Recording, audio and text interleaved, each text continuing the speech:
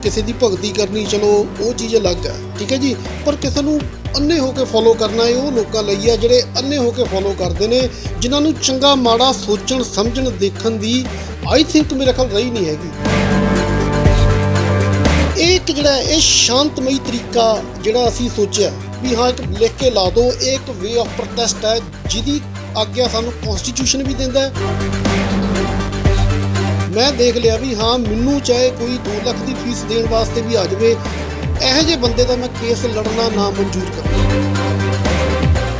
ਕੀ ਨੁਕਸਾਨ ਹੋ ਜਾਊਗਾ ਜੇ ਕਿਸਾਨ ਆਗੂ ਜਿਹੜੇ ਨੇ ਸਿਰਫ ਸੋਧਾਂ ਤੇ ਜਾ ਕੇ ਕਿਤੇ ਨਾ ਕਿਤੇ ਸਰਕਾਰ ਦੇ ਨਾਲ ਜਿਹੜੇ ਸਹਿਮਤ ਹੋ ਜਾਂਦੇ? ਕਿਉਂਕਿ ਜੇ ਅੱਜ ਸੋਧ ਕਰ ਦੇਣਗੇ 2 ਸਾਲ ਤੱਕ ਫਿਰ ਉਹੀ ਸੋਧਾਂ ਰਿਪੀਟ ਵਾਪਸ ਲੈ ਆਉਣਗੇ, ਤੁਸੀਂ ਫਿਰ ਮੁੜ ਕੇ ਉਹ ਚੀਜ਼ ਨਹੀਂ ਜੀ ਹੁੰਦੀ। ਪਰ ਜੇ ਇੰਡੀਆ 'ਚ ਜੇ ਕੁਝ ਬਚਿਆ ਅੱਜ ਦੀ ਡੇਟ 'ਚ ਤਾਂ ਜੁਡੀਸ਼ਰੀ ਹੀ ਬਚੀ। ਕਿੰਨਾ ਲੰਬਾ ਸੰਘਰਸ਼ ਇੱਕ ਵਕੀਲ ਹੋਣ ਦੇ ਨਾਤੇ ਤੁਸੀਂ ਦੇਖ ਰਹੇ ਹੋ?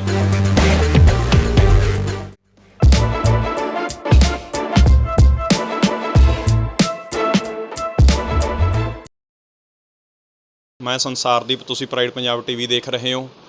ਦੋਸਤੋ, ਕਿਸਾਨੀ ਸੰਘਰਸ਼ ਚੱਲਦੇ ਨੂੰ ਤਕਰੀਬਨ ਜਿਹੜੇ 6 ਮਹੀਨੇ ਹੋ ਚੁੱਕੇ ਨੇ। ਦਿੱਲੀ ਦੀਆਂ ਬਰੂਹਾਂ ਤੇ ਅਲੱਗ-ਅਲੱਗ ਬਾਰਡਰਸ ਦੇ ਉੱਪਰ ਜਿਹੜੇ ਕਿਸਾਨ ਨੇ ਪੂਰੇ ਦੇਸ਼ ਦੇ ਸਰਕਾਰ ਦੇ ਨਾਲ ਜਿਹੜੀ ਸਿੱਧੀ ਲੜਾਈ ਲੜ ਰਹੇ ਨੇ।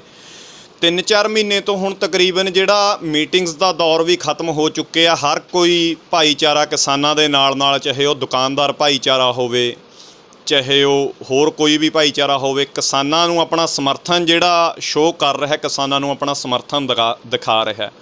ਫਤਿਹਗੜ੍ਹ ਸਾਹਿਬ ਕਚਹਿਰੀਆਂ ਦੇ ਚੈਂਬਰ ਨੰਬਰ 201 ਦੇ ਵਿੱਚ ਐਡਵੋਕੇਟ ਵੀਰ ਦਵਿੰਦਰ ਸਿੰਘ ਜੀ ਸਾਡੇ ਨਾਲ ਨੇ। ਇਹਨਾਂ ਨੇ ਵਿਰੋਧ ਕਰਨ ਦਾ, ਸਰਕਾਰ ਦਾ ਜਾਂ ਕਿਸਾਨਾਂ ਦਾ ਸਾਥ ਦੇਣ ਦਾ ਇੱਕ ਅਲੱਗ ਜਿਹੜਾ ਤਰੀਕਾ ਅਪਣਾਇਆ ਹੈ। ਇਹਨਾਂ ਨੇ ਆਪਣੇ ਚੈਂਬਰ ਦੇ ਬਾਹਰ ਲਿਖ ਕੇ ਲਗਾਇਆ ਗਿਆ, ਮੋਦੀ ਭਗਤਾਂ ਦਾ ਚੈਂਬਰ ਦੇ ਅੰਦਰ ਆਉਣਾ ਸਖਤ ਮਨ੍ਹਾ ਹੈ। ਸਰ ਤੋਂ ਇੱਕ ਵਕੀਲ ਹੋਣ ਦੇ ਨਾਤੇ ਪਹਿਲਾਂ ਆਪਾਂ ਇਹ ਪੁੱਛਾਂਗੇ ਕਿ ਕਿੰਨਾ ਕੁ ਲਗਾਉਣਾ ਜਿਹੜਾ ਸਹੀ ਹੈਗਾ? ਕੀ ਇਹ ਇੱਕ ਵਕੀਲ ਹੋਣ ਦੇ ਨਾਤੇ ਇਹਨਾਂ ਨੇ ਸਹੀ ਕਦਮ ਚੁੱਕਿਆ? ਕਿਉਂ ਇਹਨਾਂ ਨੂੰ ਇਹ ਕਦਮ ਚੁੱਕਣਾ ਪਿਆ? ਆਓ ਪਹਿਲਾਂ ਵਕੀਲ ਸਾਹਿਬ ਦਾ ਸਵਾਗਤ ਕਰਦੇ ਹਾਂ। ਸਤਿ ਸ਼੍ਰੀ ਅਕਾਲ ਸਰ, ਸਵਾਗਤ ਤੁਹਾਡਾ। ਸਤਿ ਸ਼੍ਰੀ ਅਕਾਲ ਜੀ, ਬਹੁਤ ਬਹੁਤ ਧੰਨਵਾਦ ਤੁਹਾਡਾ ਜੀ। ਸਰ, ਇੱਕ ਬਹੁਤ ਛੋਟਾ ਜਿਹਾ ਸਵਾਲ, ਇਹ ਕਦਮ ਕਿਉਂ? ਸਭ ਤੋਂ ਪਹਿਲਾਂ ਕਿਸਾਨੀ ਯੋਧਿਆਂ ਨੂੰ, ਉਹਨਾਂ ਦੇ ਸੰਘਰਸ਼ ਨੂੰ ਕੋਟਨ ਕਟਾਨਕ ਨਤਮਸਤਕ ਹੈ ਜੀ ਸਾਡਾ। ਅਸੀਂ ਹਰ ਪੱਖ ਤੋਂ ਉਹਨਾਂ ਦੇ ਨਾਲ ਖੜ੍ਹੇ ਹਾਂ। ਇਹ ਇੱਕ ਛੋਟਾ ਜਿਹਾ ਜ਼ਰੀਆ ਉਹਨਾਂ ਨੂੰ ਆਪਣੀ ਸਪੋਰਟ ਵਿਖਾਉਣ ਦਾ। ਹਰ ਬੰਦਾ, ਚਾਹੇ ਦੁਕਾਨਦਾਰ ਹੈ, ਚਾਹੇ ਕਿਸੇ ਵੀ ਕਿੱਤੇ ਨਾਲ ਸੰਬੰਧ ਰੱਖਦਾ, ਉਹ ਆਪਣੇ ਹਿਸਾਬ ਨਾਲ ਹੀ ਇਸ ਅੰਦੋਲਨ ਦਾ ਹਿੱਸਾ ਬਣ ਸਕਦਾ। ਹੁਣ ਜਿਵੇਂ ਅਸੀਂ ਲਾਇਰ ਹਾਂ, ਅਸੀਂ ਲਿਖ ਕੇ ਲਾਇਆ। ਮੈਨੂੰ ਬਹੁਤ ਲੋਕਾਂ ਨੇ ਕਿਹਾ ਦੇਖੋ ਜੀ ਤੁਹਾਡੇ ਕਲਾਇੰਟਸ ਨੇ। ਮੈਂ ਦੇਖੋ ਕਲਾਇੰਟਸ ਗੱਲ ਪਤਾ ਕੀ ਹੈ ਜੀ, ਦੇਖੋ ਇਹ ਚੀਜ਼ਾਂ ਨਹੀਂ ਮਾਇਨੇ ਰੱਖਦੀਆਂ ਹੁੰਦੀਆਂ। ਕਿਸੇ ਚੀਜ਼ ਨੂੰ ਫੋਲੋ ਕਰਨਾ ਮਾੜੀ ਗੱਲ ਨਹੀਂ, ਕਿਸੇ ਚੀਜ਼ ਨੂੰ ਅੰਨੇ ਹੋ ਕੇ ਫੋਲੋ ਕਰਨਾ ਮਾੜੀ ਗੱਲ ਹੈ। ਠੀਕ ਹੈ ਜੀ, ਮੈਨੂੰ ਪਤਾ ਮੇਰੇ ਸਾਹਮਣੇ ਗਲਤ ਹੋ ਰਿਹਾ, ਮੈਂ ਫਿਰ ਨਹੀਂ ਮੰਨਦਾ। ਮੈਨੂੰ ਪਤਾ 7 ਸਾਲ ਤੋਂ ਜਦੋਂ ਦੀ ਇਹ ਸਰਕਾਰ ਬਣੀ ਹੈ, ਇੰਡੀਆ ਦੇ ਵਿੱਚ ਇੱਕ ਵੀ ਨਾਗਰਿਕ ਨੇ, ਮੇਰੇ ਹਿਸਾਬ 'ਚ ਇੰਡੀਆ ਦਾ ਕੋਈ ਵੀ ਨਾਗਰਿਕ ਚੈਨ ਦੀ ਨੀਂਦ ਨਹੀਂ ਸੁੱਤਾ। ਕਦੇ ਨੋਟਬੰਦੀ ਆ ਗਈ, ਕਦੇ ਕੁਛ ਆ ਗਿਆ, ਕਦੇ ਕੁਛ ਆ ਗਿਆ, ਕਦੇ ਮੈਂ ਕਹਿੰਦਾ ਪੁੱਛੋ ਹੀ ਕੁਛ ਨਾ ਜੀ, ਕਿੰਨਾ ਕੁਛ ਬਦਲ ਕੇ ਰੱਖਤਾ ਹਰ ਜਗ੍ਹਾ। ਹੁਣ ਇੰਨਾ ਕੁਛ ਹੋਣ ਦੇ ਬਾਵਜੂਦ ਵੀ ਕਈ ਲੋਕ ਸਮਝ ਗਏ ਜੀ, ਸਮਝਦਾਰ ਬਣ ਗਏ। ਕਈ ਲੋਕ ਆ ਗਏ ਉੱਥੇ ਹੀ, ਸਮਝ ਗਏ ਵੀ ਹਾਂ ਗਲਤ ਅਸੀਂ ਫੋਲੋ ਕੀਤਾ, ਅਸੀਂ ਗਲਤ ਚੀਜ਼ ਕੀਤੀ ਹੈ। ਪਰ ਕਈ ਲੋਕ ਅੱਜ ਦੀ ਤਰੀਕ ਵਿੱਚ ਵੀ ਕਿਸਾਨਾਂ ਨੂੰ ਗਲਤ ਕਹਿੰਦੇ ਨੇ ਅਤੇ ਉਹਦੇ ਖਿਲਾਫ ਬੋਲਦੇ ਵੀ ਨੇ।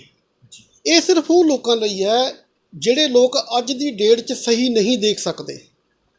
ਕਿਸੇ ਦੀ ਭਗਤੀ ਕਰਨੀ ਚਲੋ ਉਹ ਚੀਜ਼ ਅਲੱਗ ਹੈ, ਠੀਕ ਹੈ ਜੀ। ਪਰ ਕਿਸੇ ਨੂੰ ਅੰਨੇ ਹੋ ਕੇ ਫੋਲੋ ਕਰਨਾ ਇਹ ਉਹ ਲੋਕਾਂ ਲਈ ਹੈ ਜਿਹੜੇ ਅੰਨੇ ਹੋ ਕੇ ਫੋਲੋ ਕਰਦੇ ਨੇ, ਜਿਨ੍ਹਾਂ ਨੂੰ ਚੰਗਾ ਮਾੜਾ ਸੋਚਣ ਸਮਝਣ ਦੇਖਣ ਦੀ ਆਈ ਥਿੰਕ ਮੇਰੇ ਖਿਆਲ ਰਹੀ ਨਹੀਂ ਹੈਗੀ। ਹੁਣ ਜਿਹੜੇ ਲਾਅ ਨੇ ਜੀ, ਲਾਅ ਕਿਸਾਨਾਂ ਨੂੰ ਦਿੱਤੇ। ਤੁਸੀਂ ਮੈਨੂੰ ਕੋਈ ਚੀਜ਼ ਦਿੰਦੇ ਹੋ, ਇੱਕ ਡਾਕਟਰ ਹੈ, ਡਾਕਟਰ ਕਿਸੇ ਨੂੰ ਕੋਈ ਇੰਜੈਕਟ ਲੈਂਦਾ, ਉਹਨੂੰ ਇਨਫੈਕਸ਼ਨ ਹੈ, ਉਹਦੇ ਨਾਲ ਐਲਰਜੀ ਹੁੰਦੀ ਹੈ, ਠੀਕ ਹੈ ਜੀ, ਉਹਦੇ ਵਾਸਤੇ ਦੇ ਰਹੇ, ਉਹਨੂੰ ਨਹੀਂ ਚਾਹੀਦਾ, ਤੁਸੀਂ ਕਿਉਂ ਦੇ ਰਹੇ ਹੋ ਉਹਨੂੰ? ਸਾਨੂੰ ਪਤਾ ਹੈ ਜਿਹੜਾ ਲਾਅ ਬਣਿਆ ਇਹ ਕਿਸਾਨਾਂ ਵਾਸਤੇ ਨਹੀਂ ਠੀਕ, ਸਾਡੀ ਖੇਤੀਬਾੜੀ ਵਾਸਤੇ ਨਹੀਂ ਠੀਕ। ਸਾਰੇ ਵਰਲਡ ਦੇ ਵਿੱਚ ਇੱਕ ਪੰਜਾਬ ਹੈ ਜੀ ਜਿੱਥੇ ਮੁਰੱਬੇਬੰਦੀ ਹੋਈ ਹੈ। ਸਾਰੇ ਵਰਲਡ ਦੇ ਵਿੱਚ ਇੱਕ ਪੰਜਾਬ ਹੈ ਜਿੱਥੇ ਮੁਰੱਬੇਬੰਦੀ ਹੋਈ ਹੈ, ਜਿੱਥੇ ਤੁਹਾਨੂੰ 10 ਏਕੜ ਜਾਂ 5 ਏਕੜ ਜਾਂ 2 ਏਕੜ ਦਾ ਖੇਤ ਮਿਲਦਾ, ਤੁਹਾਨੂੰ ਰਸਤਾ ਮਿਲਦਾ, ਤੁਹਾਨੂੰ ਇਰੀਗੇਸ਼ਨ ਦੇ ਸਾਧਨ ਮਿਲਦੇ ਨੇ। ਇਹ ਤੋਂ ਵੱਡਾ ਬਿਜ਼ਨਸ ਕੋਈ ਨਹੀਂ ਹੈਗਾ, ਇਹ ਤੋਂ ਵੱਡਾ ਕੰਮ ਵੀ ਕੋਈ ਨਹੀਂ ਹੈ ਜੀ। ਠੀਕ ਹੈ ਜੀ। ਹੁਣ ਕੋਆਪਰੇਟ ਜਿਹੜੇ ਅਦਾਰੇ ਨੇ ਜੀ, ਉਹਨਾਂ ਦੀ ਨਿਗਾਹ ਸਿਰਫ ਇਸੇ ਚੀਜ਼ 'ਤੇ ਆ ਕੇ ਖੜ੍ਹ ਗਈ ਵੀ ਬਸ ਇੱਕ ਬੈਨੀਫਿਟ ਜਾਂ ਕੋਈ 24 ਘੰਟੇ ਜਿਹੜਾ ਮਤਲਬ ਕਿ ਚੱਲਣਾ ਹੀ ਹੈ, ਜਿਹੜਾ ਮੀਟਰ ਘੁੰਮਣਾ ਹੀ ਆ, ਬਸ ਆਹੀ ਬਿਜ਼ਨਸ ਹੈ ਜੀ। ਉਹ ਵੀ ਪੰਜਾਬ ਦੇ ਵਿੱਚ ਜਿੱਥੇ ਮੁਰੱਬੇਬੰਦੀ ਹੋਈ ਹੈ ਜੀ। ਸਰ, ਤੁਸੀਂ ਨੇ ਜਿਹੜਾ ਬਾਹਰ ਬੈਨਰ ਲਗਾਇਆ ਗਿਆ ਹੈ, ਕਦੋਂ ਤੁਸੀਂ ਦਿਮਾਗ ਦੇ ਵਿੱਚ ਆਇਆ, ਕਿਸ ਤਰ੍ਹਾਂ ਦਿਮਾਗ ਦੇ ਵਿੱਚ ਆਇਆ, ਕਿੰਨਾ ਟਾਈਮ ਹੋ ਗਿਆ ਇਹਨੂੰ ਲਗਾਏ ਨੂੰ? ਮੈਂ ਉੱਥੇ ਆ ਰਿਹਾ ਤੁਹਾਨੂੰ।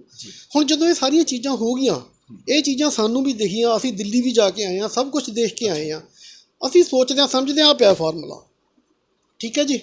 ਹੁਣ ਗੱਲ ਇੰਨੀ ਹੈ ਵੀ ਜਦੋਂ ਇਹਦੇ ਵਿੱਚ ਸਾਨੂੰ ਕੁਝ ਵੀ ਕਿਸਾਨ ਦੇ ਹੱਕ 'ਚ ਨਹੀਂ ਦਿਖ ਰਿਹਾ, ਠੀਕ ਹੈ ਜੀ, ਔਰ ਕਈ ਲੋਕ ਸਾਡੇ ਨਾਲ ਅੱਜ ਵੀ ਬਹਿਸਦੇ ਨੇ ਵੀ ਨਹੀਂ ਜੀ ਠੀਕ ਨੇ ਬਿਲਕੁਲ, ਸਾਨੂੰ ਇਹਦੇ ਫਾਇਦੇ ਦੱਸਦੇ ਨੇ ਵੀ ਇਹਦੇ ਆਹ ਫਾਇਦੇ ਨੇ, ਕਿਸਾਨਾਂ ਨੂੰ ਜਾ ਕੇ ਫਾਇਦੇ ਦੱਸਦੇ ਨੇ ਵੀ ਇਹਦੇ ਆਹ ਫਾਇਦੇ ਨੇ। ਠੀਕ ਹੈ ਜੀ।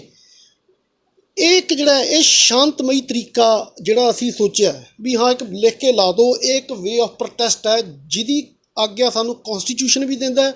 ਇਹ ਮੇਰੇ ਪਰਸਨਲ ਵਿਊ ਨੇ। ਠੀਕ ਹੈ ਵੀ ਹਾਂ ਇਹ ਮੇਰਾ ਪਰਸਨਲ, ਕਿਉਂਕਿ ਜਿਹੜੀ ਪਾਰਲੀਮੈਂਟ ਹੈ ਜੀ, ਪਾਰਲੀਮੈਂਟ ਦੇ ਵਿੱਚ ਜੋ ਹੁੰਦਾ ਹੈ ਤੁਹਾਨੂੰ ਵੀ ਪਤਾ, ਸਾਨੂੰ ਵੀ ਪਤਾ, ਡਾਇਰੈਕਟ ਐਲੀਗੇਸ਼ਨ ਲੱਗਦੇ ਨੇ। ਠੀਕ ਹੈ ਜੀ।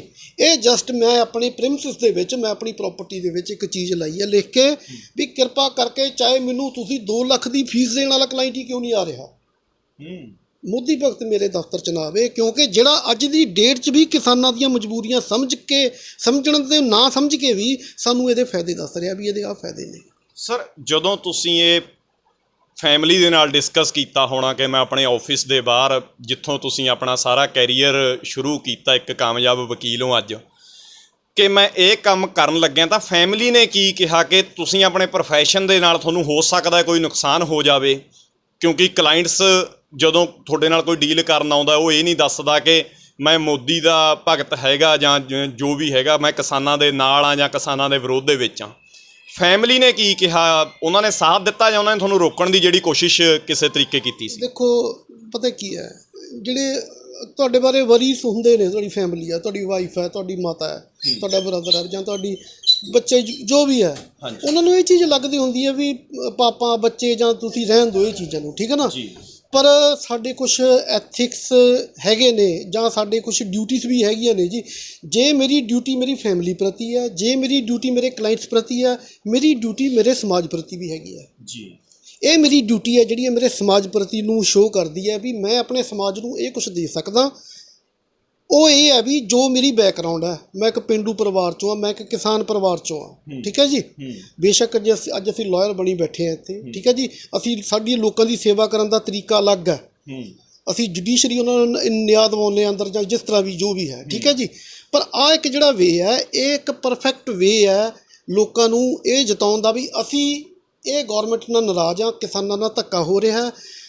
ਹਾਂ ਤੁਹਾਡੀ ਗੱਲ ਠੀਕ ਹੈ। ਮੈਨੂੰ ਇੱਕ ਵਾਰੀ ਜ਼ਰੂਰ ਕਿਹਾ, ਪੇਰੈਂਟਸ ਨੇ ਵੀ ਕਿਹਾ, ਵਾਈਫ ਨੇ ਵੀ ਕਿਹਾ, ਬੱਚਿਆਂ ਨੇ ਵੀ ਤੁਸੀਂ ਨਾ ਲਾਓ, ਇਹ ਨਾ ਰਹਿਣ ਦਿਓ। ਕਿਉਂਕਿ ਫੋਟੋ ਖਿੱਚੀ ਨਾ ਜਦੋਂ ਇਹ ਸਾਡੇ ਫੈਮਿਲੀ ਗਰੁੱਪ ਨੇ ਉੱਥੇ ਹੀ ਵਾਇਰਲ ਹੋਈ, ਫੇਸਬੁੱਕ 'ਤੇ ਹੀ ਵਾਇਰਲ ਹੋਈ, ਕਹਿੰਦਾ ਵੀ ਇਹ ਤੁਸੀਂ ਨਹੀਂ, ਤੁਹਾਨੂੰ ਲਾਉਣਾ ਚਾਹੀਦਾ। ਤੁਹਾਡੀ ਗੱਲ ਉਹੀ ਆ ਕਿ ਵੀ ਕਲਾਇੰਟ ਨੇ ਇਸ ਤਰ੍ਹਾਂ, ਮੈਂ ਕੋਈ ਚੀਜ਼ਾਂ ਨਾ ਇਹ ਚੀਜ਼ਾਂ ਤੋਂ ਉੱਤੇ ਹੁੰਦੀਆਂ ਨੇ, ਕਿਉਂਕਿ ਆਪਾਂ ਇੱਕ ਪੈਰਲਲ ਲਾਈਨ ਖਿੱਚ ਦਿੰਦੇ ਹਾਂ ਵੀ ਹਾਂ ਇਹ ਚੀਜ਼ ਤੋਂ ਮੈਂ ਇੰਨਾ ਐਕਸਪੈਕਟ ਕਰ ਸਕਦਾ।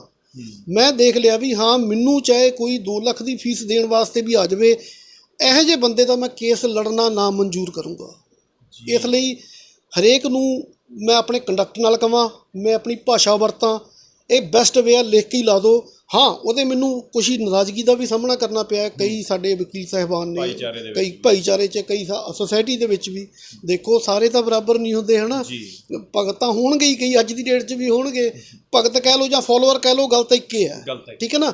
ਡੈਡ ਫੋਲੋਅਰ ਹੋਣਾ ਤਾਂ ਮਤਲਬ ਹੈ ਵੀ ਤੁਸੀਂ ਆਪਣੀ ਸੋਚ ਹੀ ਗਵਾ ਚੁੱਕੇ। ਕੁਝ ਧਮਕੀਆਂ ਵਗੈਰਾ ਵੀ, ਕਿਉਂਕਿ ਥ੍ਰੈਟਸ, ਕਾਫੀ ਇਲਜ਼ਾਮ ਜਿਹੜੇ ਕਿਸਾਨਾਂ ਦੇ ਹੱਕ ਦੇ ਵਿੱਚ, ਚਾਹੇ ਕਿਸਾਨ ਆਗੂ ਹੋਣ, ਚਾਹੇ ਤੁਹਾਡੇ ਜਿਹਾ ਵਕੀਲ ਭਾਈਚਾਰਾ ਹੋਵੇ, ਕਹਿੰਦੇ ਨੇ ਕਿ ਜੇ ਅਸੀਂ ਕਿਸਾਨਾਂ ਦੇ ਹੱਕ ਦੇ ਵਿੱਚ ਆਵਾਜ਼ ਚੱਕਦੇ ਹਾਂ ਤਾਂ ਸਾਨੂੰ ਬੀਜੇਪੀ ਸਮਰਥਕਾਂ ਵੱਲੋਂ ਜਾਂ ਨਰਿੰਦਰ ਮੋਦੀ ਦੇ ਫੈਨਸ ਵੱਲੋਂ ਜਿਹੜੀਆਂ ਧਮਕੀਆਂ ਆਉਂਦੀਆਂ ਨੇ। ਤੁਹਾਡੇ ਨਾਲ ਕੁਛ ਇੱਦਾਂ ਥ੍ਰੈਟਸ ਵਗੈਰਾ ਹੋਏ? ਨਹੀਂ, ਥ੍ਰੈਟਸ ਤਾਂ ਕੋਈ ਐਸੀ ਗੱਲ ਨਹੀਂ ਹੋਈ ਜੀ। ਇਹਨੂੰ ਘੱਟੋ ਘੱਟ ਜਦੋਂ ਦਾ ਨਾਰਮਲ ਕੰਮ ਚੱਲਿਆ ਕੋਰਟ 'ਚ, ਲੋਕਡਾਊਨ ਇੱਕ ਵਾਰੀ ਮੁਕੰਮਲ ਖਤਮ ਜਿਹਾ ਹੀ ਹੋ ਗਿਆ ਸੀ ਹਿਸਾਬ ਦਾ, ਇਹ ਉਦੋਂ ਦਾ ਹੀ ਲੱਗਿਆ ਹੋਇਆ। ਆਈ ਥਿੰਕ 6 ਮਹੀਨੇ ਹੋ ਗਏ ਆ। ਅਤੇ ਨਹੀਂ ਕੋਈ ਐਸੀ ਧਮਕੀ ਨਹੀਂ ਆਈ। ਕਿਉਂ ਨਹੀਂ ਆਈ? ਕਿਉਂਕਿ ਇੱਥੇ ਵੀ ਲਾਇਰ ਨੇ ਸਾਰੇ, ਉਹਨਾਂ ਨੂੰ ਪਤਾ ਹੈ ਵੀ ਇਹਦਾ ਰਾਈਟ ਹੈ, ਵਿਰੋਧ ਕਰ ਸਕਦੇ ਆ, ਮੈਂ ਵਿਰੋਧ ਕਰ ਸਕਦਾ। ਇਹ ਮੇਰੇ ਵਿਰੋਧ ਕਰਨ ਦਾ ਤਰੀਕਾ ਹੈ ਜੀ, ਠੀਕ ਹੈ ਨਾ ਜੀ। ਇਹ ਸ਼ਾਂਤਮਈ ਮੇਰਾ ਵਿਰੋਧ ਕਰਨ ਦਾ ਤਰੀਕਾ ਹੈ ਵੀ ਹਾਂ, ਮੈਂ ਨਹੀਂ ਲਾਈਕ ਕਰਦਾ, ਮੇਰੇ ਨਾਲ ਬੈਸਣ ਦੀ ਬਜਾਏ ਤੁਸੀਂ ਮੇਰੇ ਆਫਿਸ 'ਚ ਹੀ ਨਾ ਆਓ। ਓਕੇ ਸਰ, ਇਹ ਤਾਂ ਚਲੋ ਹੋਈ ਤੁਹਾਡੇ ਆਪਣਾ ਜਿਹੜਾ ਨਜ਼ਰੀਆ। ਦੂਜੀ ਗੱਲ, ਹੁਣ ਕਿਸਾਨੀ ਸੰਘਰਸ਼ 'ਤੇ ਆਈਏ, 6 ਮਹੀਨੇ ਤਕਰੀਬਨ ਜਿਹੜੇ ਹੋਣ ਵਾਲੇ ਨੇ, ਕੋਈ ਹੱਲ ਨਿਕਲਦਾ ਹਲੇ ਤੱਕ ਨਜ਼ਰ ਨਹੀਂ ਆ ਰਿਹਾ। ਮੀਟਿੰਗਸ ਦਾ ਦੌਰ ਵੀ ਜਿਹੜਾ ਜਨਵਰੀ ਤੋਂ ਬਾਅਦ ਤੋਂ ਜਿਹੜਾ ਖਤਮ ਹੋ ਰਿਹਾ, ਕੀ ਕੋਈ ਕਿਸਾਨਾਂ ਦੇ ਕੋਲ ਕੋਈ ਲੀਗਲ ਰਸਤਾ ਬਚਦਾ ਹੈ ਜਾਂ ਸਿਰਫ ਇੱਕ ਧਰਨਾ ਦੇਣਾ ਹੀ ਰਸਤਾ ਹੈ? ਕੋਈ ਕੋਰਟ ਦੇ ਥਰੂ ਬਚਦਾ? ਕੋਈ ਦੇਖੋ, ਕੋਰਟ ਦੇ ਥਰੂ ਤਾਂ ਆਈ ਥਿੰਕ ਨਹੀਂ ਸ਼ਾਇਦ, ਕਿਉਂਕਿ ਜੇ ਤੁਸੀਂ ਕੌਂਸਟੀਟਿਊਸ਼ਨ ਦੇ ਮੁਤਾਬਕ ਵੀ ਜਾਂਦੇ ਹੋ, ਤੁਸੀਂ ਲਾਅ ਨੂੰ ਚੈਲੰਜ ਕਰ ਲੈਂਦੇ ਹੋ, ਤਾਂ ਸੁਪਰੀਮ ਕੋਰਟ ਆ, ਸੁਪਰੀਮ ਕੋਰਟ ਵੀ ਚਲੋ ਆਪਣੇ ਵਿਊ ਦੇ ਦੂਗੀ ਇਹ 'ਤੇ, ਠੀਕ ਹੈ ਨਾ। ਹਾਈ ਕੋਰਟ ਜੋ ਵੀ ਇਹਦੇ ਵਿਊ ਦਊਗੀ, ਪਰ ਆਈ ਥਿੰਕ ਸਭ ਤੋਂ ਬੈਸਟ ਵੇ ਜਿਹੜਾ ਹੁਣ ਇਹ ਚੱਲ ਰਿਹਾ ਪ੍ਰੋਟੈਸਟ ਹੀ ਹੈ। ਉਹਦਾ ਕਾਰਨ ਕੀ ਹੈ? ਚਲੋ ਆਪਣੇ ਪ੍ਰੋਟੈਸਟ ਨੂੰ ਕਿਤੇ ਨਾ ਕਿਤੇ ਢਾਹ ਜ਼ਰੂਰ ਲੱਗੀ ਹੈ, ਕਿਤੇ ਨਾ ਕਿਤੇ ਆ ਕੇ। ਉਹ ਆਪਸੀ ਰੰਜਿਸ਼ ਲਾ ਲਓ ਜਾਂ ਕੁਛ ਵੀ ਹੈ। ਇਹ ਵੀ ਮੇਰੀ ਕਿਸਾਨ ਵੀਰਾਂ ਨੂੰ, ਚਲੋ ਅਸੀਂ ਤਾਂ ਇੱਕ ਤੁੱਛ ਜਿਹੇ ਬੰਦੇ ਹਾਂ, ਪਰ ਫਿਰ ਵੀ ਸਾਡੇ ਵੱਡੇ ਬਜ਼ੁਰਗ ਬੈਠੇ ਨੇ, ਬਹੁਤ ਸਮਝਦਾਰ, ਜਿਹੜੇ ਲੀਡ ਕਰ ਰਹੇ ਨੇ ਸਭ ਕੁਛ। ਅਸੀਂ ਤਾਂ ਇੱਕ ਛੋਟੇ ਜਿਹੇ ਹੋਣ ਕਰਕੇ ਇੱਕ ਸਲਾਹ ਜ਼ਰੂਰ ਦੇ ਸਕਦੇ ਹਾਂ ਬਈ ਇਹ ਘਰ ਦੇ ਮਸਲੇ ਨੇ, ਇਹ ਫੇਰ ਸੁਲਝ ਜਾਣਗੇ। ਇਕਜੁੱਟ ਹੋ ਕੇ ਆਹ ਚੀਜ਼ ਫਤਿਹ ਕਰ ਲਓ। ਜੇ ਆਹ ਚੀਜ਼ ਤੁਹਾਡੇ ਕੋਲ ਨਹੀਂ ਰਹਿੰਦੀ, ਮਸਲੇ ਕਿਹੜਿਆਂ ਦੀ ਗੱਲ ਤੁਸੀਂ ਕਰ ਰਹੇ ਹੋ? ਜਿਹੜੇ ਮਸਲੇ ਦੇਖੋ, ਗੱਲ ਪਤਾ ਕੀ ਆ, ਇੱਕ ਚੀਜ਼ ਅੰਗਰੇਜ਼ਾਂ ਦੇ ਸਮੇਂ ਤੋਂ ਚੱਲਦੀ ਆ ਰਹੀ ਆ, ਪਾੜੋ ਅਤੇ ਰਾਜ ਕਰੋ ਜੀ। ਹੁਣ ਆਪਾਂ ਕਿਹਨੂੰ ਗਲਤ ਕਵਾਂਗੇ, ਕਿਹਨੂੰ ਠੀਕ ਕਵਾਂਗੇ? ਧਰਮ ਦੀ ਲੜਾਈ ਤਾਂ ਹੈ ਹੀ ਨਹੀਂ। ਇਹਨੂੰ ਧਰਮ ਦੀ ਲੜਾਈ ਦੀ ਰੰਗਤ ਦੇਣ ਦੀ ਕੋਸ਼ਿਸ਼ ਕੀਤੀ ਗਈ ਅਤੇ ਕਈ ਉੱਥੇ WU ਬਣ ਗਏ। ਜਦੋਂ ਦਾ ਉੱਥੇ ਝੰਡਾ ਲਹਿਰਾਇਆ ਜਾਂ ਜਿਸ ਤਰ੍ਹਾਂ ਵੀ ਸੀਗਾ, ਮੈਂ ਨਹੀਂ ਕਹਿੰਦਾ ਵੀ ਕੋਈ ਵੀ ਮਾੜਾ ਜਾਂ ਕੋਈ ਵੀ ਗਲਤ ਹੈ, ਪਰ ਜੇ ਕੋਈ ਮੁੱਦਾ ਉੱਠਦਾ ਹੈ ਉਹਨੂੰ ਜੇ ਆਪਸ 'ਚ ਬੈਠ ਕੇ ਸੁਲਝਾ ਲਿਆ ਜਾਵੇ ਤਾਂ ਕੋਈ ਵੱਡੀ ਗੱਲ ਨਹੀਂ। ਇਹਦੇ ਹੱਲ ਹਰੇਕ ਚੀਜ਼ ਦਾ ਹੈ। ਜੇ ਆਪਾਂ ਨੂੰ ਸੋਧਾਂ ਕਰਨ ਨੂੰ ਕਹਿੰਦੇ ਨੇ, ਅਸੀਂ ਅੱਜ ਤੱਕ ਸੋਧਾਂ 'ਤੇ ਨਹੀਂ ਰਾਜੀ ਹੋਏ, ਕਿਉਂਕਿ ਸੋਧਾਂ ਸਾਨੂੰ ਮਨਜ਼ੂਰ ਨਹੀਂ। ਸਾਨੂੰ ਤਾਂ ਮੁਕੰਮਲ ਇਹਦਾ ਉਹ ਜਿਹੜਾ ਹੈ ਉਹ ਚਾਹੀਦਾ, ਕਿਉਂਕਿ ਹੁਣ ਤੱਕ ਸਾਡੀ ਬਜ਼ੁਰਗ, ਸਾਡੀਆਂ ਭੈਣਾਂ, ਮਾਤਾਵਾਂ, ਬੱਚੇ ਸਾਰੇ ਇਹ ਸੰਘਰਸ਼ 'ਚ। ਮੇਰਾ ਅਗਲਾ ਸਵਾਲ ਇਹੀ ਸੀ, ਤੁਸੀਂ ਨੇ ਜ਼ਿਕਰ ਕੀਤਾ ਕਿ ਸੋਧਾਂ, ਸਰਕਾਰ ਕਹਿੰਦੀ ਕਿ ਅਮੈਂਡਮੈਂਟ, ਮਤਲਬ ਇਹਨੂੰ ਸੋਧਾਂ ਜਿੰਨੀਆਂ ਮਰਜ਼ੀ ਕਰਵਾ ਲਓ, ਰੱਦ ਨਹੀਂ ਅਸੀਂ ਕਰ ਸਕਦੇ। ਕਿਸਾਨ ਆਗੂ ਸਿਰਫ ਇਹਨੂੰ ਰੱਦ ਕਰਨ 'ਤੇ ਅੜੇ ਹੋਏ ਨੇ। ਕੀ ਨੁਕਸਾਨ ਹੋ ਜਾਊਗਾ ਜੇ ਕਿਸਾਨ ਆਗੂ ਜਿਹੜੇ ਨੇ ਸਿਰਫ ਸੋਧਾਂ 'ਤੇ ਜਾ ਕੇ ਕਿਤੇ ਨਾ ਕਿਤੇ ਸਰਕਾਰ ਦੇ ਨਾਲ ਜਿਹੜੇ ਸਹਿਮਤ ਹੋ ਜਾਂਦੇ ਨੇ? ਦੇਖੋ, ਮੇਰਾ ਵਿਊ ਇਹ ਹੈ, ਇਹਦੇ ਵਿੱਚ ਹਰੇਕ ਲਾਅ 'ਚ ਇੱਕ ਪਿੱਛੇ ਜਾ ਕੇ ਕਲੌਜ਼ ਹੁੰਦੀ ਹੈ ਰਿਪੀਲ। ਹਾਂਜੀ। ਜਿਹੜੀ ਸੋਧ ਹੈ ਉਹ ਫਿਰ ਵੀ ਸੋਧੀ ਜਾ ਸਕਦੀ ਹੈ, ਠੀਕ ਹੈ ਨਾ ਜੀ। ਅਤੇ ਇਹਦਾ ਹੱਲ ਤਾਂ ਮੈਂ ਤੁਹਾਨੂੰ ਪਹਿਲਾਂ ਹੀ ਕਹਿ ਤਾ ਵੀ ਇਹਦਾ ਹੱਲ ਤਾਂ ਰੱਦ ਹੈ, ਕਿਉਂਕਿ ਜੇ ਅੱਜ ਸੋਧ ਕਰ ਦੇਣਗੇ 2 ਸਾਲ ਤੱਕ ਫਿਰ ਉਹੀ ਸੋਧਾਂ ਰਿਪੀਲ ਵਾਪਸ ਲੈ ਆਉਣਗੇ, ਤੁਸੀਂ ਫਿਰ ਮੁੜ ਕੇ ਉਹ ਚੀਜ਼ ਨਹੀਂ ਜੀ ਹੁੰਦੀ। ਐਡਾ ਸੰਘਰਸ਼ ਮਤਲਬ ਦੁਬਾਰਾ ਖੜਾ ਕਰਨਾ ਔਖਾ ਹੋ ਜਾਂਦਾ, ਮੁੜ ਕੇ ਪਿੜ ਨਹੀਂ ਵੱਜਦਾ ਹੁੰਦਾ। ਹੁਣ ਤਾਂ ਬੈਠੇ ਆ ਇੱਕ ਥਾਂ 'ਤੇ, ਤਾਂ ਸਭ ਕੁਝ ਠੀਕ ਹੈ, ਚੱਲ ਰਿਹਾ, ਠੀਕ ਹੈ ਨਾ, ਸ਼ਾਂਤਮਈ ਤਰੀਕੇ ਨਾਲ ਚੱਲ ਰਿਹਾ। ਦੁਨੀਆ ਦਾ ਸਭ ਤੋਂ ਵੱਡਾ ਸ਼ਾਂਤਮਈ ਪ੍ਰੋਟੈਸਟ ਹੈ ਜੀ ਇਹ, ਜਿਹਨੂੰ ਪਤਾ ਨਹੀਂ ਕਿੰਨੇ ਆ ਕੇ ਸਮਰਥਨ ਦਿੱਤਾ ਹੈ। ਇਹ ਚੀਜ਼ ਉਹਨਾਂ ਵਾਸਤੇ ਹੈ ਜਿਹੜੇ ਟਵੀਟ ਕਰਦੇ ਆ ਜੀ, ਠੀਕ ਹੈ ਨਾ ਜੀ। ਜਿਨ੍ਹਾਂ ਨੂੰ ਪਤਾ ਹੀ ਨਹੀਂ, ਕੁਛ ਗਲਤ ਟਵੀਟ ਕਰਦੇ ਆ ਵੀ ਇਹ 100 ਰੁਪਏ ਨੂੰ ਆਈਆਂ ਹੋਈਆਂ ਨੇ, ਉਹਨਾਂ ਨੂੰ ਪਤਾ ਹੀ ਨਹੀਂ ਇਹ ਚੀਜ਼ਾਂ ਦਾ। ਇਹੀ ਸਵਾਲ ਫਿਰ ਖੜਾ ਹੋ ਜਾਂਦਾ। ਸਰਕਾਰ ਦੇ ਮੰਤਰੀਆਂ ਵੱਲੋਂ, ਹੋਰ ਸਰਕਾਰ ਦੇ ਲੀਡਰਸ ਵੱਲੋਂ ਵਾਰ-ਵਾਰ ਕਿਹਾ ਜਾ ਰਿਹਾ ਕਿ ਜਿਹੜੇ ਕਿਸਾਨ ਨੇ, ਖੇਤਾਂ ਵਿੱਚ ਕੰਮ ਕਰਨੇ ਵਾਲਾ ਕਿਸਾਨ ਆ, ਉਹ ਇੰਨਾ ਪੜ੍ਹਿਆ ਲਿਖਿਆ ਨਹੀਂ ਕਿ ਉਹਨਾਂ ਨੂੰ ਇਹ ਜਿਹੜੇ ਕਾਨੂੰਨ ਨੇ ਉਹਨਾਂ ਦੀ ਨੌਲੇਜ ਹੋਵੇ, ਚੰਗੀ ਤਰ੍ਹਾਂ ਇਹਦੇ ਫਾਇਦਿਆਂ ਦੀ ਨੌਲੇਜ ਹੋਵੇ। ਪਰ ਜਦੋਂ ਤੁਹਾਡੇ ਜਿਹਾ ਵਕੀਲ ਭਾਈਚਾਰਾ, ਇੱਕ ਪੜ੍ਹਿਆ ਲਿਖਿਆ ਮਹਿਕਮਾ ਜਿਹਨੂੰ ਆਪਾਂ ਕਹਿ ਦਿੰਦੇ ਹਾਂ, ਉਹ ਕਹਿ ਰਿਹਾ ਫਿਰ ਵੀ ਸਰਕਾਰ ਕਿਉਂ ਨਹੀਂ ਇਹਨਾਂ ਕਾਨੂੰਨਾਂ ਨੂੰ ਰੱਦ ਕਰ ਰਹੀ, ਜਦੋਂ ਕਿ 350-400 ਦੇ ਨੇੜੇ ਤੇੜੇ ਜਿਹੜੀਆਂ ਸ਼ਹੀਦੀਆਂ ਨੇ ਕਿਸਾਨਾਂ ਦੀਆਂ ਹੋ ਚੁੱਕੀਆਂ? ਬਿਲਕੁਲ ਜੀ। ਦੇਖੋ, ਮੈਂ ਇੱਕ ਗੱਲ ਕਹਿਣਾ, ਜਿਹੜੀ ਬਾਰ-ਬਾਰ ਪ੍ਰਚਾਰ ਹੋਇਆ ਨਾ ਸੋਸ਼ਲ ਮੀਡੀਆ 'ਤੇ, ਵੀ ਇਹ ਕਿਸਾਨਾਂ ਕੋਲ ਫੋਰਚੂਨਰਸ ਕਿੱਥੋਂ ਆ ਗਈਆਂ, ਇਹਨਾਂ ਕੋਲ ਆਹ ਗੱਡੀਆਂ ਕਿੱਥੋਂ ਆ ਗਈਆਂ, ਮੈਂ ਪਹਿਲਾਂ ਹੀ ਗੱਲ ਕਰਕੇ ਹਟਿਆ, ਇਹਦਾ ਕਾਰਨ ਹੈ ਮੁਰੱਬੇਬੰਦੀ। ਸਾਡੇ ਪੰਜਾਬ ਨੂੰ ਮੁਰੱਬੇਬੰਦੀ ਮਿਲੀ, ਸਾਨੂੰ ਇਕੱਠੇ ਟੱਕ ਮਿਲੇ, ਸਾਨੂੰ ਰਸਤੇ ਮਿਲੇ, ਸਾਨੂੰ ਪਾਣੀ ਮਿਲਿਆ, ਜਿਹਦੇ ਕਰਕੇ ਖੇਤੀ ਖੁਸ਼ਹਾਲ ਦੇਸ਼ ਹੈ, ਇਹ ਪ੍ਰਦੇਸ਼ ਹੈ। ਉਹਦੇ ਕਰਕੇ ਕਿਸਾਨ ਵੀ ਖੁਸ਼ਹਾਲ ਹੈ, ਇੱਥੇ ਮਿਹਨਤ ਕਰਦਾ ਹੈ ਜੀ। ਇਹ ਪਤਾ ਨਹੀਂ ਇਹ ਜਾਣ ਕੇ ਕਹਿ ਰਹੇ ਨੇ ਜਾਂ ਇਹਨਾਂ ਨੂੰ ਪਤਾ ਹੀ ਨਹੀਂ। ਪਿੰਡ ਦੇ ਵਿੱਚ ਤਾਂ ਮੇਰੇ ਹਿਸਾਬ 'ਚ ਕੋਈ ਘਰ ਹੋਊਗਾ ਜਿੱਥੇ 4 ਵੀਲਰ ਨਹੀਂ ਖੜਾ। 9-10 ਲੱਖ ਦੀ ਗੱਡੀ ਤਾਂ ਆਮ ਇੱਕ ਕਿਸਾਨ ਕੋਲ ਆਈ ਥਿੰਕ ਹੈਗੀ ਆ ਜੀ। ਠੀਕ ਹੈ ਜੀ। ਹੁਣ ਆਲੇ ਦੁਆਲੇ ਵੀ ਆਪਾਂ ਨਿਗਾਹ ਮਾਰ ਲਈ, ਆਪਾਂ ਸੜਕ 'ਤੇ ਹੀ ਚੜ੍ਹ ਜਾਈਏ ਜੀ, ਆਪਾਂ ਦੇਖਦੇ ਹਾਂ ਵੀ ਆਰਾਮ ਨਾਲ ਨੋਰਮਲ ਗੱਡੀਆਂ ਫਿਰਦੀਆਂ ਨੇ ਇਹ। ਅਤੇ ਉਹ ਚੀਜ਼ਾਂ ਆਪਾਂ ਨਹੀਂ ਇਹ ਚੀਜ਼ ਨੂੰ ਸਹਿਮਤ ਰੱਖਦੇ ਵੀ ਕਿਸਾਨ ਪੜ੍ਹਿਆ ਲਿਖਿਆ ਨਹੀਂ ਜਾਂ ਕੁਛ ਨਹੀਂ। ਜੱਜ ਲੱਗੇ ਹੋਏ ਨੇ, DC ਲੱਗੇ ਹੋਏ ਨੇ ਜੀ, ਠੀਕ ਹੈ ਜੀ। ਮੈਂ ਵੀ ਕਿਸਾਨ ਫੈਮਿਲੀ 'ਚੋਂ ਹਾਂ, ਮੈਂ ਲਾਇਰ ਬਣਿਆ ਬੈਠਾ ਇੱਥੇ, ਮੈਂ ਸਮਝਦਾ ਚੰਗੀ ਮਾੜੀ ਚੀਜ਼ ਇਹ ਚੀਜ਼ਾਂ ਨੂੰ ਆਪਾਂ ਨਹੀਂ ਕਹਿ ਸਕਦੇ ਵੀ ਇਹ ਕਿਸਾਨ ਹੈ ਜਾਂ ਇਸ ਤਰ੍ਹਾਂ, ਨੂੰ ਪਤਾ ਕੁਛ ਨਹੀਂ। ਇਹ ਹੁਣ ਪਹਿਲਾਂ ਵਾਲਾ ਕਿਸਾਨ ਨਹੀਂ ਹੈਗਾ, ਇਹਨੂੰ ਸਭ ਪਤਾ ਹੈ ਜੀ।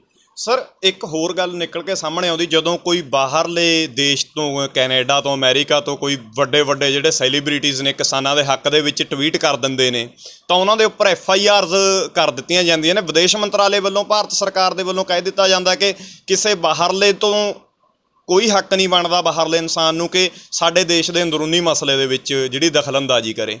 ਤੁਸੀਂ ਇੱਕ ਲਾਇਰ ਹੋਣ ਦੇ ਨਾਤੇ ਕੀ ਇਹ ਪਰਮਿਸ਼ਨ ਹੈ, ਅਲਾਓ ਕਰਦਾ ਆਪਣਾ ਜਿਹੜਾ ਸੰਵਿਧਾਨ ਆ ਕਿ ਕੋਈ ਬਾਹਰਲਾ ਬੰਦਾ ਆਪਣੇ ਹੱਕ ਦੇ ਵਿੱਚ ਕਿਸੇ ਦੇ ਵੀ ਬੋਲ ਸਕਦਾ? ਦੇਖੋ, ਬੋਲ ਤਾਂ ਸਕਦਾ। ਹੁਣ ਤੁਸੀਂ ਵਿਊ ਦਿੰਦੇ ਹੋ, ਸਾਡੇ ਮੰਤਰੀ ਜਦੋਂ ਬਾਹਰਲੀ ਇਲੈਕਸ਼ਨ 'ਚ ਜਾ ਕੇ ਪ੍ਰਚਾਰ ਕਰਦੇ ਨੇ ਉਦੋਂ ਕਿਹੜੇ ਮੰਤਰੀ ਦੀ ਤੁਸੀਂ ਗੱਲ ਕਰ ਰਹੇ ਹੋ? ਨਾਮ ਲੈ ਕੇ ਕਹਿ ਦਿਓ। ਨਹੀਂ, ਦੇਖੋ ਆਪਣੇ ਪ੍ਰਧਾਨ ਮੰਤਰੀ ਗਏ ਨੇ ਆਪਣੇ ਜੀ, ਠੀਕ ਹੈ ਜੀ, ਟਰੰਪ ਦੀ ਇਲੈਕਸ਼ਨ 'ਚ ਜਾ ਕੇ ਉਹ ਕਰਕੇ ਆਏ ਨੇ, ਕੰਪੇਨ ਕਰਕੇ ਆਏ ਨੇ। ਉਦੋਂ ਇਹ ਪ੍ਰੋਟੋਕੋਲ ਕਿੱਥੇ ਚਲੇ ਜਾਂਦੇ ਨੇ? ਇਹ ਦੇਖੋ, ਡੈਮੋਕ੍ਰੇਸੀ ਹੈ, ਦੁਨੀਆ ਦੀ ਸਭ ਤੋਂ ਵੱਡੀ ਡੈਮੋਕ੍ਰੇਸੀ ਹੈ। ਹਰੇਕ ਨੂੰ ਗੱਲ ਕਹਿਣ ਦਾ ਅਧਿਕਾਰ ਹੈ, ਹਰੇਕ ਨੂੰ ਪ੍ਰੋਟੈਸਟ ਦਾ ਅਧਿਕਾਰ ਹੈ, ਠੀਕ ਹੈ ਜੀ। ਔਰ ਤੁਸੀਂ ਦੇਖੋ ਵੀ ਕਿੰਨਾ ਕੁਛ ਸਹਿ ਕੇ, ਇੰਨੀਆਂ ਸ਼ਹੀਦੀਆਂ ਕਰਾ ਕੇ ਵੀ ਕਿਸਾਨ ਸ਼ਾਂਤ ਹੋਇਆ ਬੈਠਾ ਜੀ, ਆਰਾਮ ਦੇ ਨਾਲ ਬਹੁਤ ਤਰੀਕੇ ਨਾਲ ਲੜਾਈ ਲੜ ਰਿਹਾ ਜੀ।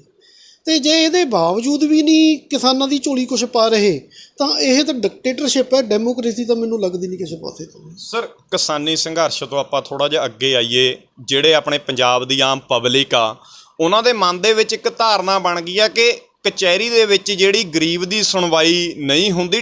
ਮਤਲਬ ਲਾ ਲਓ, ਜੁਡੀਸ਼ਰੀ ਤੋਂ ਜਿਹੜਾ ਇੱਕ ਤਰ੍ਹਾਂ ਨਾਲ ਵਿਸ਼ਵਾਸ ਲੋਕਾਂ ਦਾ ਖਤਮ ਹੁੰਦਾ ਜਾ ਰਿਹਾ। ਕੀ ਕਾਰਨ ਹੈਗਾ ਇਹਦਾ? ਦੇਖੋ, ਮੈਂ ਓਨੈਸਟਲੀ ਇਹ ਗੱਲ ਕਹਿਣਾ, ਹੁਣ ਤਾਂ ਬਹੁਤ ਜ਼ਿਆਦਾ ਫਰਕ ਆ। ਸਪੀਡੀ ਡਿਸਪੋਜ਼ਲ ਹੋਣ ਲੱਗ ਗਈ।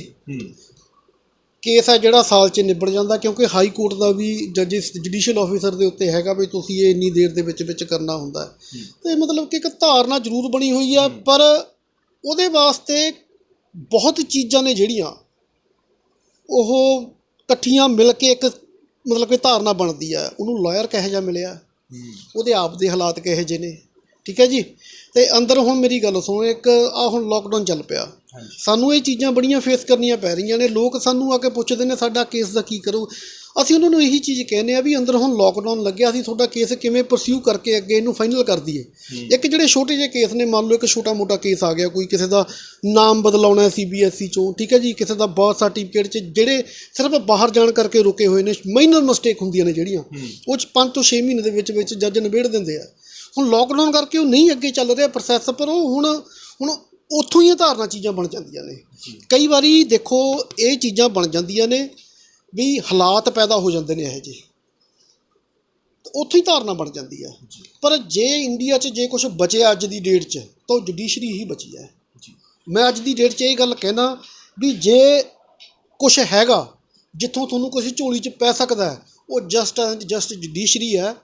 ਅਤੇ ਇਹ ਮੁੱਦੇ 'ਤੇ ਮੈਂ ਤਾਂ ਨਹੀਂ ਕਹਿ ਰਿਹਾ ਕਿਉਂਕਿ ਇਹ ਜੇ ਉੱਥੇ ਹੋਊਗਾ ਤਾਂ ਇਹ ਦੁਬਾਰਾ ਫੇਰ ਉੱਥੇ ਆ ਕੇ ਖੜ ਜਾਣਾ। ਇੱਕ ਹੁੰਦਾ ਹੈ ਨਾ ਆਮ ਲੋਕਾਂ ਦੇ ਮਨਾਂ ਦੇ ਵਿੱਚ ਕਿ ਯਾਰ ਕੋਰਟ ਕਚਹਿਰੀ ਦੇ ਵਿੱਚ ਇੰਨਾ ਟਾਈਮ ਅਸੀਂ ਕਿਸ ਤਰ੍ਹਾਂ ਖ਼ਰਾਬ ਕਰਾਂਗੇ। ਹੁਣ ਤਾਂ ਚਲੋ ਫਾਸਟ ਟਰੈਕ ਕੋਰਟਸ ਵੀ ਜਿਹੜੀਆਂ ਸਰਕਾਰ ਵੱਲੋਂ ਬਣਾਈਆਂ ਜਾ ਰਹੀਆਂ ਨੇ, ਤੁਸੀਂ ਗੱਲ ਕੀਤੀ ਕਿ ਉਹ ਕੋਰਟ ਕਚਹਿਰੀ ਦੇ ਵਿੱਚ ਆਉਣ ਨਾਲੋਂ ਜਿਹੜਾ ਇਨਸਾਫ ਲੈਣ ਲਈ ਆਵਾਜ਼ ਨਹੀਂ ਚੱਕ ਪਾਉਂਦੇ ਕਿ ਜੇ ਅਸੀਂ ਆਵਾਜ਼ ਚੱਕੀ ਤਾਂ ਸਾਨੂੰ ਕੋਰਟ ਕਚਹਿਰੀਆਂ ਦੇ ਚੱਕਰ ਲਾਉਣੇ ਪੈਣਗੇ। ਲੋਕਾਂ ਦੇ ਮਨਾਂ ਦੇ ਵਿੱਚ ਇੱਕ ਡਰ ਆ। ਉਹਨਾਂ ਨੂੰ ਕੀ ਮੈਸੇਜ ਤੁਸੀਂ ਇੱਕ ਲਾਇਰ ਹੋਣ ਦੇ ਨਾਤੇ ਦੇਣਾ ਚਾਹੋਗੇ? ਮੈਂ ਉਹਨਾਂ ਨੂੰ ਇਹੀ ਮੈਸੇਜ ਦਊਂਗਾ, ਇਹ ਹੁਣ ਪਹਿਲਾਂ ਵਾਲੀਆਂ ਗੱਲਾਂ ਨਹੀਂ ਰਹੀਆਂ। ਪਹਿਲਾਂ ਵਾਲੀਆਂ ਗੱਲਾਂ ਨਹੀਂ ਰਹੀਆਂ। ਮੀਡੀਏਸ਼ਨ ਸੈਂਟਰ ਬਣ ਚੁੱਕੇ ਨੇ ਜੀ, ADR ਸੈਂਟਰ ਬਣ ਚੁੱਕੇ ਨੇ। ਡਾਇਰੈਕਟ ਲੋਕ ਅਦਾਲਤਾਂ ਦੇ ਵਿੱਚ ਲੋਕ ਕੇਸ ਪਾ ਸਕਦੇ ਨੇ ਆਪਦਾ ਜਾ ਕੇ ਜੀ। ਮੂਟ ਕੋਰਟਸ ਲੱਗਦੀਆਂ ਨੇ ਜੀ, ਠੀਕ ਹੈ ਜੀ, ਅਤੇ ਮੋਬਾਈਲ ਕੋਰਟਸ ਲੱਗਦੀਆਂ ਨੇ, ਠੀਕ ਹੈ ਜੀ। ਸਪੀਡੀ ਡਿਸਪੋਜ਼ਲ ਹੈ। ਫੈਮਿਲੀ ਕੋਰਟਸ ਵੀ ਅਲੱਗ ਬਣਾਤੀਆਂ ਨੇ। ਹੁਣ ਜੇ ਕੋਈ ਲੇਡੀ ਆ, ਦੇਖੋ ਜੀ, ਮੈਂ ਤਾਂ ਹੈਰਾਨ ਰਹਿ ਗਿਆ। ਮੈਂ ਆਪਣੇ 18 ਸਾਲ ਦੀ ਵਕਾਲਤ ਦੇ ਵਿੱਚ ਲੇਡੀ ਦੇਖੀ ਜੀ ਜਿਹਨੂੰ ਆਪਣੇ ਰਾਈਟ ਦਾ ਨਹੀਂ ਸੀ ਪਤਾ ਵੀ ਮੈਂ ਖਰਚੇ ਦਾ ਕੇਸ ਵੀ ਪਾ ਸਕਦੀ ਹਾਂ, ਜਦੋਂ ਕਿ ਉਹਦਾ ਹਸਬੈਂਡ ਫੌਜ 'ਚੋਂ ਰਿਟਾਇਰ ਹੋ ਕੇ ਆਇਆ ਹੋਇਆ ਸੀ, ਸਾਰੀ ਜ਼ਿੰਦਗੀ ਭਾਂਡੇ ਮਾਂਜਦੀ ਰਹੀ। ਮਤਲਬ ਕਾਨੂੰਨ ਦਾ ਹੀ ਨਹੀਂ ਲੋਕਾਂ ਨੂੰ ਪਤਾ ਹੋਣਾ ਹੀ ਸਾਰਾ ਜੁਡੀਸ਼ਰੀ ਤੇ ਜਿਹੜੇ ਸਵਾਲ ਤਾਂ ਹੀ ਚੱਕੇ ਜਾ ਰਹੇ। ਬਿਲਕੁਲ। ਉਹ ਮਾਤਾ ਦਾ ਫਿਰ ਮੈਂ ਕੇਸ ਲੜਿਆ ਜੀ। ਹਾਂਜੀ। ਉਹਨੂੰ ਫਿਰ ਮੈਂ ਖਰਚਾ ਲਵਾਇਆ, ਖਰਚਾ ਵੀ ਲੱਗ ਗਿਆ, ਉੱਧਰੋਂ ਹਸਬੈਂਡ ਦੀ ਵੀ ਡੈਥ ਹੋ ਗਈ। ਉਹ ਫਿਰ ਚਲੋ ਕਿਉਂਕਿ ਉਹਦਾ ਹਸਬੈਂਡ ਪਤਾ ਨਹੀਂ ਪੁਰਾਣੀਆਂ ਗੱਲਾਂ ਸੀ, ਬਜ਼ੁਰਗ ਸੀਗੇ ਦੋਨੋਂ ਨਾਲੇ। ਉਹ ਸਾਰੀ ਵਿਚਾਰੀ ਨੇ ਸਾਰੀ ਜ਼ਿੰਦਗੀ ਲੋਕਾਂ ਦੇ ਭਾਂਡੇ ਮਾਂਜ ਕੇ ਉਹਨੇ ਟਾਈਮ ਉਹ ਨਾ ਉਹਨੂੰ ਪਿੰਡ 'ਚੋਂ ਕਿਸੇ ਸਰਪੰਚ ਨੇ ਪੰਚ ਨੇ ਦੱਸਿਆ ਵੀ ਤੇਰੇ ਕੋਲ ਰਾਈਟ ਹੈਗਾ, ਤੂੰ ਜਾ ਕੇ ਕੇਸ ਪਾ ਸਕਦੀ ਆ। ਚਲ ਸਾਡੇ ਕੋਲ ਨਾ ਆਉਂਦੀ, ਆਰਮੀ ਮੈਨ ਸੀਗਾ। ਆਰਮੀ ਮੈਨ ਤਾਂ ਜੇ ਆਪਾਂ ਉੱਥੇ ਜਾ ਕੇ ਦੇ ਦਿੰਦੇ ਹਾਂ ਤਾਂ 10 ਪਤਾ ਨਹੀਂ ਕਿੰਨੇ % ਸਾਨੂੰ ਵੈਸੇ ਹੀ ਮਿਲ ਜਾਂਦਾ ਬਿਨਾਂ ਕੇਸ ਤੋਂ, ਡਾਇਰੈਕਟ ਮਿਲਣਾ ਹੀ ਮਿਲਣਾ। ਸੋ ਇਹ ਗੱਲ ਹੈ ਵੀ ਇਗਨੋਰੈਂਸ ਵੀ ਹੈਗੀ ਹੈ ਲੋਕਾਂ 'ਚ ਬਹੁਤ ਜ਼ਿਆਦਾ, ਪਰ ਇਹ ਗੱਲ ਨਹੀਂ ਹੁਣ ਰਹੀ। ਹੁਣ ਤਾਂ ਸਪੀਡੀ ਡਿਸਪੋਜ਼ਲ ਬਹੁਤ ਜ਼ਿਆਦਾ ਹੈ। ਹੁਣ ਤਾਂ ਪਤਾ ਹੀ ਲੱਗਦਾ, ਕੇਸ ਪਾਉਂਦੇ ਆਪਾਂ ਫਟਾਫਟ। ਹਰੇਕ ਚੀਜ਼ ਦੀ ਲਿਮੀਟੇਸ਼ਨ ਹੈ, ਇੰਨੀ ਦੇਰ 'ਚ ਐਵੀਡੈਂਸ ਦੇਣੀ ਹੈ, ਇੰਨੀ ਦੇਰ 'ਚ ਜਵਾਬ ਦਾਵਾ ਦੇਣਾ ਹੈ, ਇੰਨੀ ਦੇਰ 'ਚ ਆਏ, ਇੰਨੀ ਦੇਰ 'ਚ ਆਏ। ਇਹ ਮਤਲਬ ਕਿ ਲੋਕਾਂ ਨੂੰ ਦੱਸਣਾ ਪੈਣਾ ਹੈ ਵੀ ਇਹ ਸਾਰੀਆਂ ਚੀਜ਼ਾਂ ਇਸ ਤਰ੍ਹਾਂ ਨੇ। ਹੁਣ ਪਹਿਲਾਂ ਵਾਲੀ ਗੱਲ ਨਹੀਂ ਵੀ 2-2 3-3 ਸਾਲ ਕੇਸ ਹੈ ਜਿਹੜਾ ਉਹ ਦੂਜੀ ਧਿਰ ਨੂੰ ਬੁਲਾਉਣ ਵਾਸਤੇ ਚੱਲੀ ਜਾਂਦਾ ਸੀਗਾ, ਸੰਮਨ 'ਤੇ ਜਿਹਨੂੰ ਕਹਿ ਦਿੰਦੇ ਆ, ਸਮਨਿੰਗ 'ਤੇ ਹੀ। ਹੁਣ ਤਾਂ ਉਹ ਜਾਂਦਾ ਸਾਲ 1.5 ਸਾਲ 'ਚ ਨਿਕਲ ਕੇ ਕੇਸ। ਜੀ ਸਰ, ਜਿਹੜਾ ਤੁਸੀਂ ਨੇ ਲਗਾਇਆ ਗਿਆ ਬਾਹਰ, ਇਹ ਤੁਹਾਡਾ ਤੁਸੀਂ ਕਹਿੰਦੇ ਹੋ ਕਿ ਸੰਘਰਸ਼ ਨੂੰ ਮੇਰਾ ਇੱਕ ਛੋਟਾ ਜਿਹਾ ਸਮਰਥਨ ਆ। ਸਾਨੂੰ ਪਤਾ ਲੱਗਿਆ ਕਿ ਇਸ ਤੋਂ ਇਲਾਵਾ ਵੀ ਤੁਸੀਂ ਜਿਹੜੇ ਲੋਕ ਹੱਕਾਂ ਦੇ ਵਿੱਚ ਸਰਕਾਰਾਂ ਦੇ ਖਿਲਾਫ ਜਾ ਕੇ, ਸਿਸਟਮ ਦੇ ਖਿਲਾਫ ਜਾ ਕੇ ਸ਼ੁਰੂ ਤੋਂ ਆਵਾਜ਼ ਚੁੱਕਦੇ ਰਹਿੰਦੇ ਹੋ। ਹਾਲੇ ਤੱਕ ਕਿਹੜੇ ਮੁੱਦਿਆਂ 'ਤੇ ਤੁਸੀਂ ਨੇ ਆਪਣੀ ਆਵਾਜ਼ ਜਿਹੜੀ ਫਤਿਹਗੜ੍ਹ ਸਾਹਿਬ ਦੇ ਵਿੱਚ ਚੱਕੀ ਆ? ਸਰ ਦੇਖੋ, ਜਿੱਥੇ ਗਲਤ ਹੁੰਦਾ ਨਾ, ਹੁਣ ਗੱਲ ਇੰਨੀ ਹੈ, ਇੱਕ ਸਾਡੇ ਸ਼ਹੀਦਾਂ ਦੀ ਧਰਤੀ ਹੈ ਫਤਿਹਗੜ੍ਹ ਸਾਹਿਬ ਜੀ। ਇੱਥੋਂ ਦੀ ਸੰਗਤ ਦਾ ਸੁਨੇਹਾ ਆਇਆ, ਬੇਬਾਨਗੜ੍ਹ ਗੁਰਦੁਆਰਾ ਸਾਹਿਬ ਦੇ ਸਾਹਮਣੇ ਜੀ ਟੋਡਰਮੱਲ ਹਾਲ ਦੇ ਪਿੱਛੇ ਇੱਕ ਪਲਾਟ ਪਿਆ, ਬਿਲਕੁਲ, ਜਿਹਦੀਆਂ ਨੀਹਾਂ ਪੱਟੀਆਂ ਜਾ ਚੁੱਕੀਆਂ ਨੇ, ਜਿਹਦੇ 'ਤੇ ਸਾਹਮਣੇ ਵਾਲੇ ਗੁਰਦੁਆਰਾ ਸਾਹਿਬ ਦਾ ਕਬਜ਼ਾ ਹੋਣ ਨੂੰ ਤਿਆਰ ਹੈ। ਸਾਨੂੰ ਇਹ ਇਨਫੋਰਮੇਸ਼ਨ ਮਿਲੀ। ਇਹਦੇ ਮੱਦੇ ਨਜ਼ਰ ਅਸੀਂ ਫਿਰ ਪ੍ਰਧਾਨ ਤੱਕ ਵੀ ਗਏ ਜੀ, ਗੁਰਦੁਆਰਾ ਸਾਹਿਬ ਦੇ ਪ੍ਰਧਾਨ। ਹਾਂ, SGP। ਹਾਂਜੀ, ਸਾਨੂੰ ਉੱਥੋਂ ਵੀ ਕੋਈ ਆਸ਼ਵਾਸਨ ਨਹੀਂ ਮਿਲਿਆ। ਕੌਣ ਸੀਗੇ ਉਸ ਟਾਈਮ ਦੇ ਪ੍ਰਧਾਨ? ਮੱਕੜ ਸੀ ਜੀ। ਅੱਛਾ, ਮਿਸਟਰ ਮੱਕੜ ਸੀ। ਅਤੇ ਸੰਗਤ ਗਈ, ਅਸੀਂ ਕਿਹਾ ਵੀ ਅਸੀਂ ਸੰਗਤ ਦੇ ਰੂਪ 'ਚ ਆਏ ਹਾਂ ਤੁਹਾਡੇ ਕੋਲ, ਵੀ ਆਹ ਮਸਲਾ ਹੈ, ਸਾਨੂੰ ਡਰ ਹੈ, ਫਤਿਹਗੜ੍ਹ ਸਾਹਿਬ ਦੀ ਪ੍ਰੋਪਰਟੀ ਹੈ, ਵੀ ਕੋਈ ਐਸੀ ਗੱਲਬਾਤ ਨਾ ਹੋ ਜੇ। ਚਲੋ ਉਹਨਾਂ ਨੇ ਕਿਹਾ ਵੀ ਨਹੀਂ, ਇਸ ਤਰ੍ਹਾਂ ਨਹੀਂ ਕਰਦੇ, ਉਸ ਤਰ੍ਹਾਂ ਨਹੀਂ ਕਰਦੇ, ਪਰ ਉਸ ਦੇ ਬਾਵਜੂਦ ਅਸੀਂ ਫਿਰ ਫਰਦ ਕਢਾਈ, ਅਸੀਂ ਸਟੇ ਲਾਈ। ਅੱਛਾ। ਵੀ ਇਹਦੇ ਉੱਤੇ ਉਹ ਜਿਹੜੀ ਸਟੇ ਸੀ ਉਹਦੇ ਵਿੱਚ 10 ਵਕੀਲ ਪਾਰਟੀ ਸੀ ਜੀ। 1 ਨੰਬਰ 'ਤੇ ਵੀਰ ਦਵਿੰਦਰ ਸਿੰਘ ਮੇਰਾ ਨਾਮ ਸੀ, ਥੱਲੇ ਫਿਰ ਸਾਡੇ 10 ਵਕੀਲ ਹੋਰ ਸਾਹਿਬਾਨ। ਟੀਮ ਸੀਗੀ ਤੁਹਾਡੀ, ਮਤਲਬ 10 ਮੈਂਬਰਸ ਦੀ ਜਿਹੜੀ? ਹਾਂਜੀ, ਅਸੀਂ 10 ਵਕੀਲ ਉਹਦੇ ਵਿੱਚ ਸੀਗੇ ਜੀ। ਅਤੇ ਪਰ ਉਹਦੇ ਨਾਲ ਖੜੀ ਸਾਰੀ ਕਚਹਿਰੀ ਸੀ ਜੀ।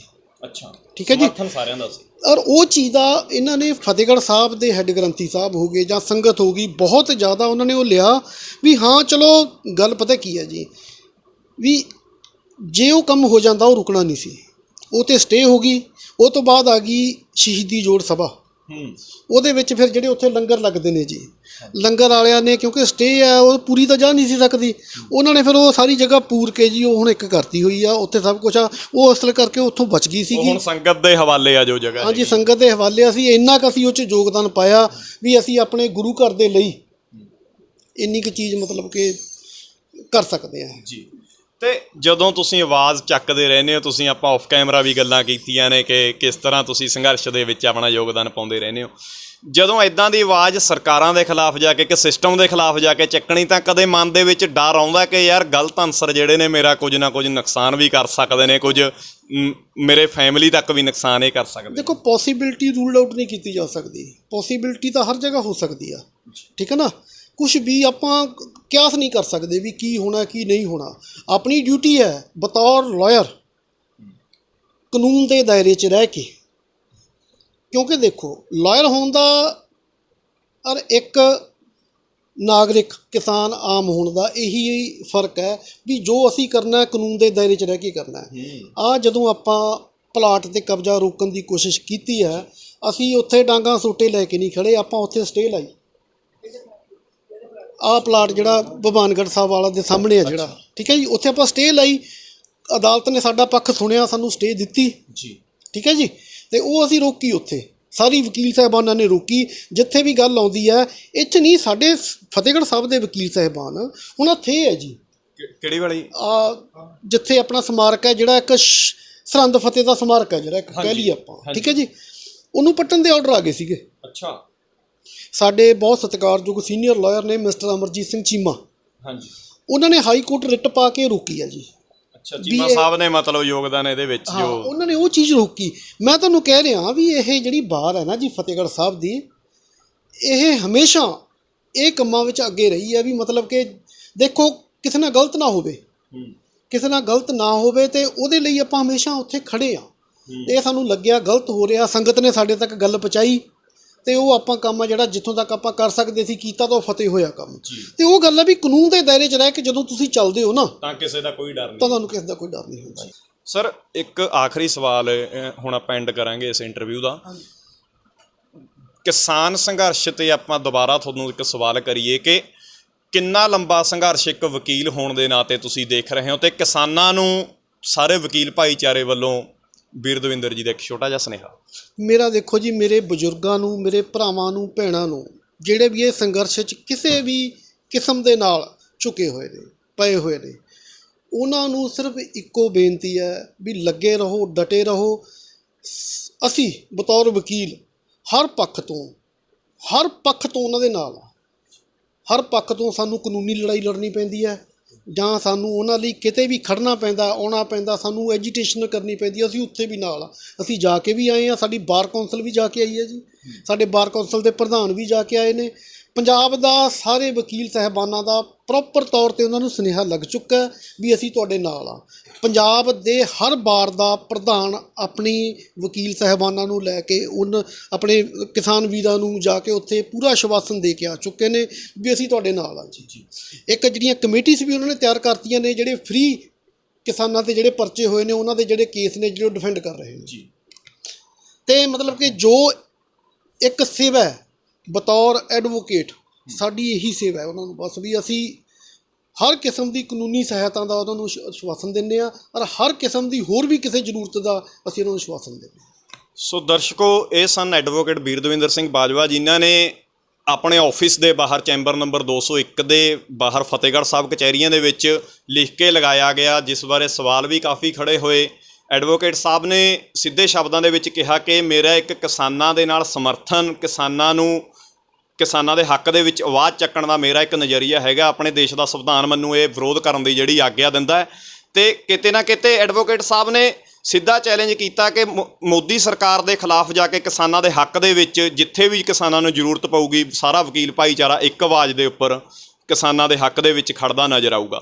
ਉਮੀਦ ਕਰਦੇ ਹਾਂ ਵਕੀਲ ਸਾਹਿਬ ਦੇ ਨਾਲ ਤੁਹਾਨੂੰ ਸਾਡੀ ਇਹ ਮੁਲਾਕਾਤ ਪਸੰਦ ਆਈ ਹੋਊਗੀ। ਅਗਲੀ ਅਪਡੇਟ ਦੇ ਲਈ ਪ੍ਰਾਈਡ ਪੰਜਾਬ TV ਦੇਖਦੇ ਰਹੋ। ਮੈਨੂੰ ਦਿਓ ਆਗਿਆ, ਧੰਨਵਾਦ ਜੀ। ਤਾਜ਼ਾ ਖਬਰਾਂ ਤੇ ਨਵੀਆਂ ਜਾਣਕਾਰੀ ਭਰਪੂਰ ਵੀਡੀਓਜ਼ ਵੇਖਣ ਲਈ ਸਬਸਕ੍ਰਾਈਬ ਕਰੋ ਸਾਡਾ YouTube channel pride Punjab TV ਤੇ ਸਾਡਾ Facebook page pride Punjab TV ਨੂੰ ਫੋਲੋ ਜ਼ਰੂਰ ਕਰੋ ਤੇ ਨਾਲ ਹੀ ਨਾਲ ਇਸ ਨੂੰ ਲਾਈਕ ਵੀ ਕਰ ਲਵੋ।